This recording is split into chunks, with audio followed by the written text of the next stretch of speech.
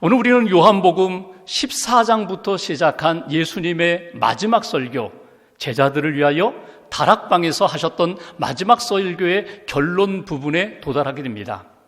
예수님이 십자가 지시기 전날 밤 제자들과 만찬을 행하십니다. 그리고 제자들의 발을 씻어주십니다. 그리고 염려와 두려움 가운데 있는 제자들에게 복음을 전하십니다. 너희는 마음에 근심하지 말라. 하나님을 믿으니 또 나를 믿으라. 내가 하나님으로부터 왔고 이 땅에 구원자로 왔고 십자가의 사명을 이제 감당하고 나는 다시금 하나님께로 간다고 그렇게 말씀하시면서 오늘 예수님이 14장부터 시작한 마지막 설교, 제자들을 위하여 오늘 우리들에게 주시는 마지막 설교의 결론 부분에 도달하게 됩니다. 그 결론 부분 가운데 요절 말씀인 33절 말씀을 다시 한번 읽어보겠습니다. 33절 함께 봉독합니다. 이것을 너희에게 이르는 것은 너희로 내 안에서 평안을 누리게 하려 함이라. 세상에서는 너희가 환난을 당하나 담대하라. 내가 세상을 이기었노라. 아멘. 오늘 예수님의 마지막 설교 33절의 요절 말씀을 통해서 제자들에게 마지막으로 꼭 당부하고 싶은 메시지는 무엇일까? 오늘 예배드리는 이 주일 아침에 하나님께서 우리에게 들려주시는 음성은 무엇일까? 오늘 말씀을 통하여 예수님이 주시는 메시지를 건져 올리고자 합니다. 먼저 첫 번째로 33절 앞부분을 제가 다시 한번 봉독합니다. 이것을 너희에게 이르는 것은 너희로 내 안에서 평안을 누리게 하려 함이라. 아멘. 내 안에서 너희가 평안을 누리게 하려 함이라. 내가 너희에게 와서 말씀을 전하고 사역을 하고 이제 십자가를 지고 구원의 역사를 이루고자 하는데 마지막 너희들에게 꼭 당부하고 싶은 것이 있다. 그것은 내 안에서, 주님 안에서, 예수 안에서 평안하라고 우리에게 첫 번째 메시지를 주십니다. 예수님이 주시고자 하는 이 평안, 우리가 요한복음을 지금까지 읽어오면서 예수님이 여러 번 반복해서 강조한 것이 있습니다. 너희가 내 안에, 내가 너희 안에 있음을 잊어버리지 말아라. 내가 너희에게 준 그 말씀을 붙잡고 기도하면 내가 너희에게 주는 열매가 있으리라. 그러면서 불안 가운데 있는, 두려움 가운데 있는, 어둠 가운데 있는 제자들에게 계속 강조하시는 것이 있습니다. 나의 평안을 너희에게 주노라. 예수님이 주시는 평안으로 무장하라고, 예수님이 주시는 평안으로 너희의 인생을 가득 채우라고 예수님이 말씀하셨습니다.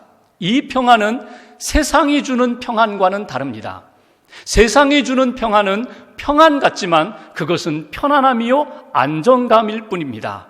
상황에 따라, 조건에 따라 늘 바뀌기 쉬운 것이 세상이 주는 평안함이라면 하나님이 주시고 예수님을 통하여 우리에게 주시는 주님의 평안은 절대적입니다. 바뀔 수 없는 하나님과 우리 사이의 관계를 통하여, 믿음의 관계, 은혜의 관계를 통하여 하나님이 우리에게, 예수님이 우리에게 주신 샬롬의 평안이라고 주님은 말씀하십니다.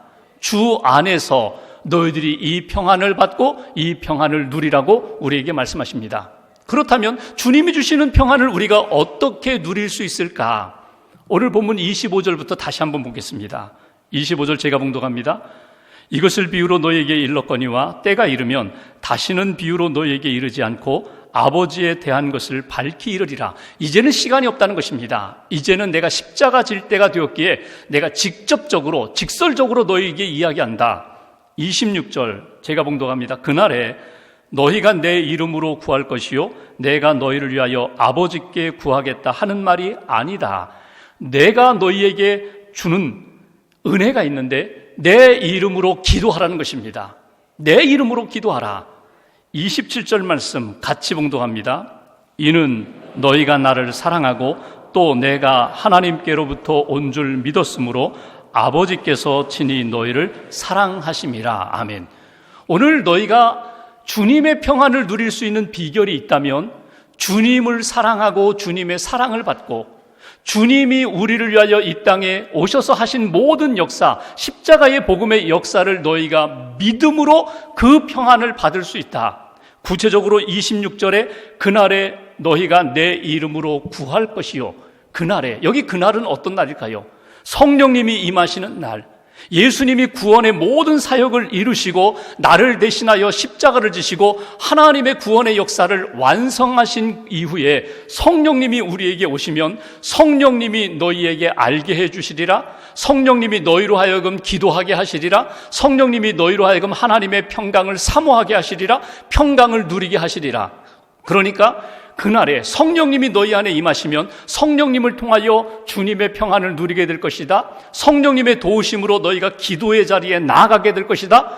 예수님의 권능, 예수님의 그 공로, 예수님의 능력을 의지하여 은혜의 보좌 앞에 나아가 하나님 앞에 기도하면, 하나님을 믿고 하나님의 사랑을 느끼면서 기도하면 하나님이 너희에게 예비하신 평강의 역사로 채워주시리라. 이것이 지금 주님이 제자들에게 하신 말씀이고 저와 여러분들에게 주신 약속의 말씀입니다.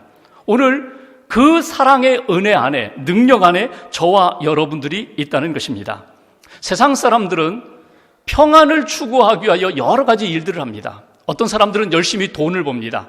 지금보다 조금 경제력 여유가 생기면 평안할 것이라고 생각합니다.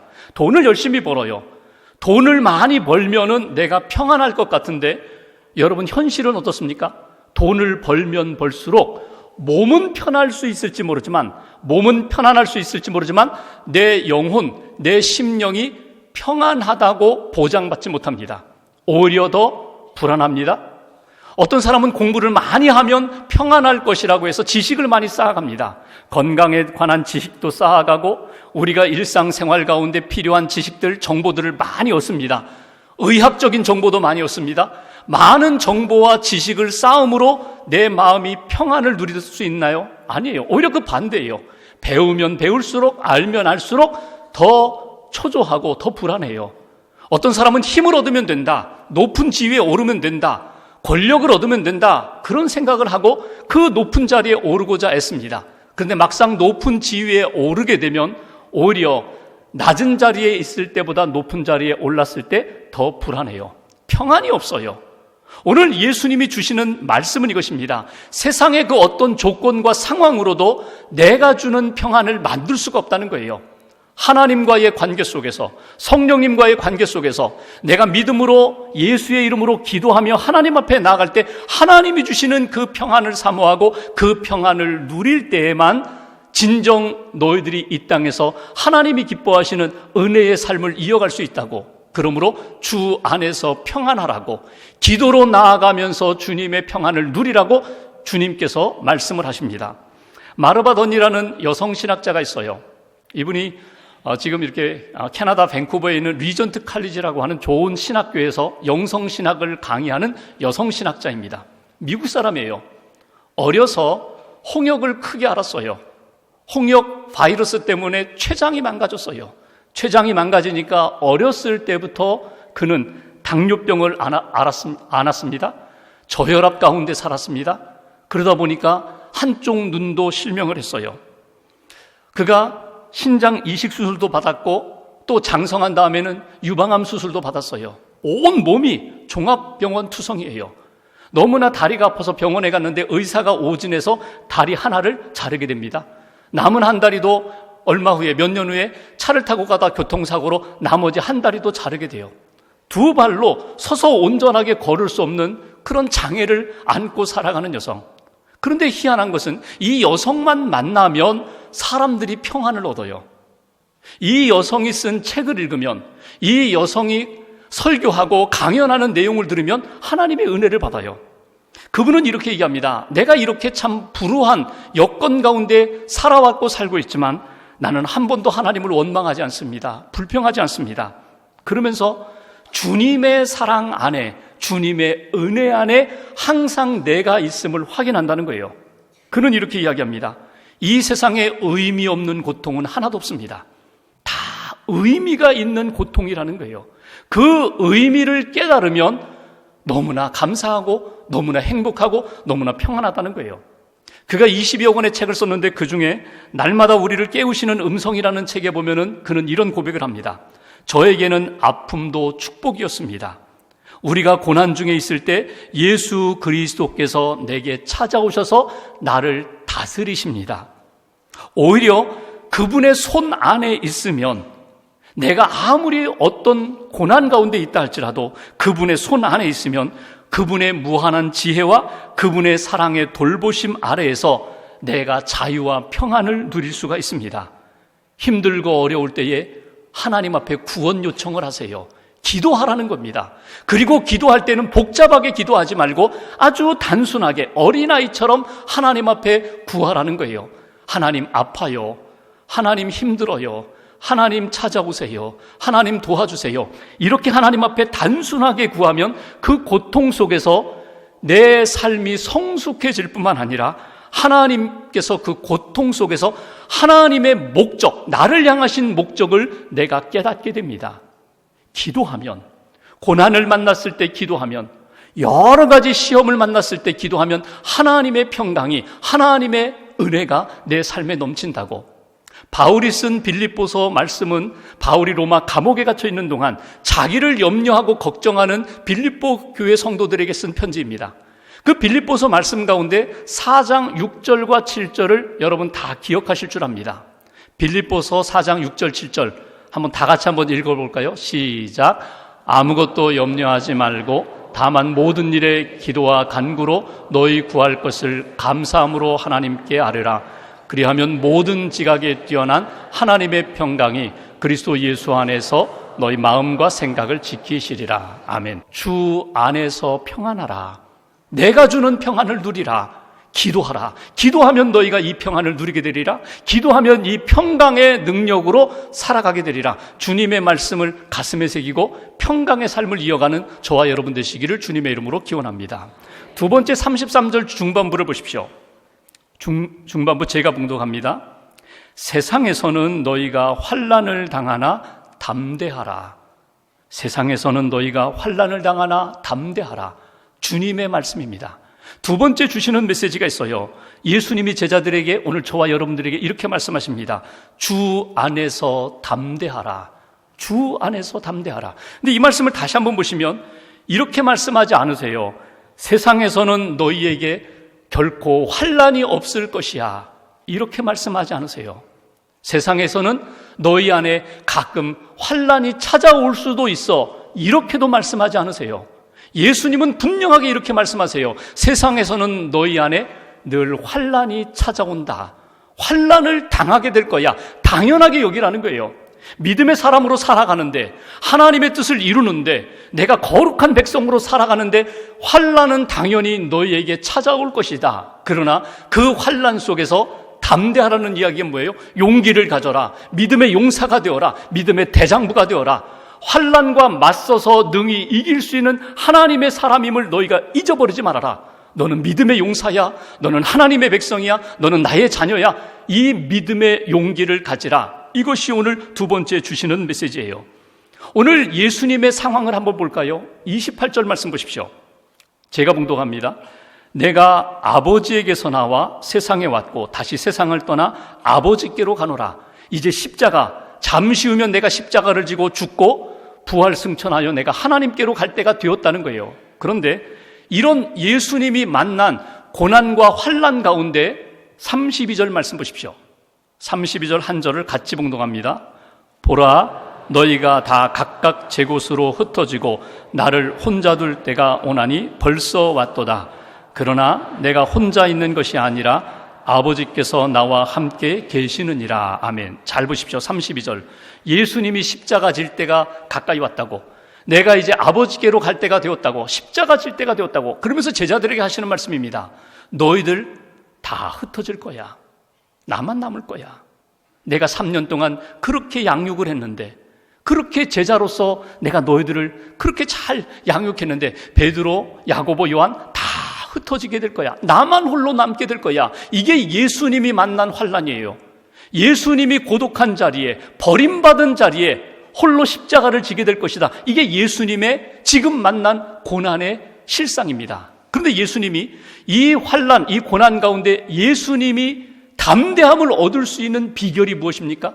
담대함, 용기를 가지고 있을 수 있는 근거가 무엇입니까? 32절 후반부를 보십시오. 예수님이 이렇게 말씀하십니다.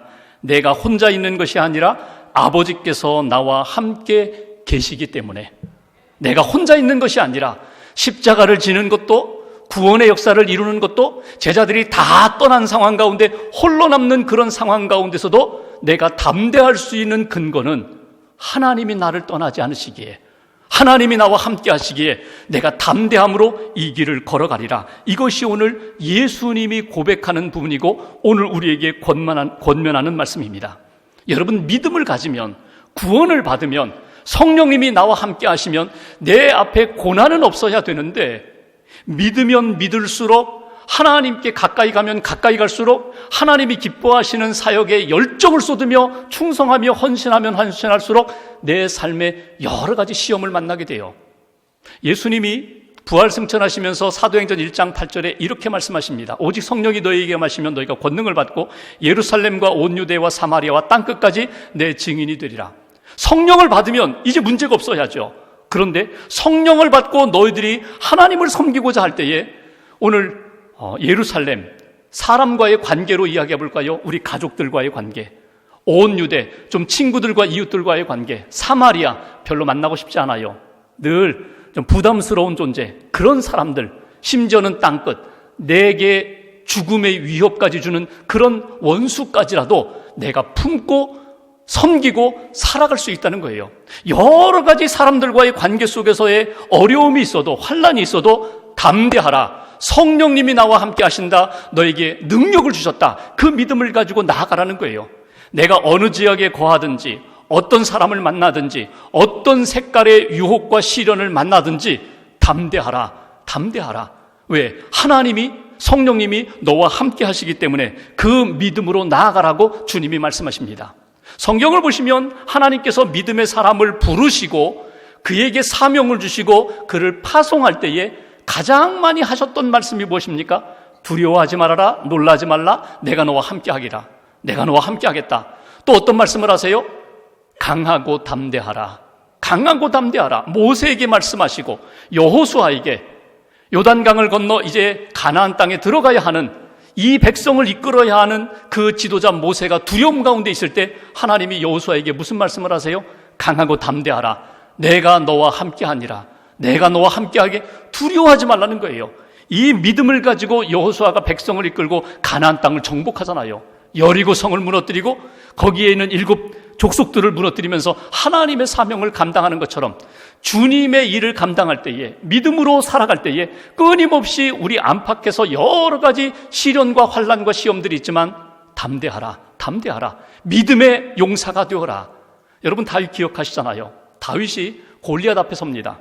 사울 왕도 두려워서 감히 나가지 못하고 자기 형들, 그 이스라엘 군대들도 다 뒤로 물러선 상황 가운데 소년 다윗이 믿음으로 물맷돌 손에 쥐고 골리앗 앞에 섭니다.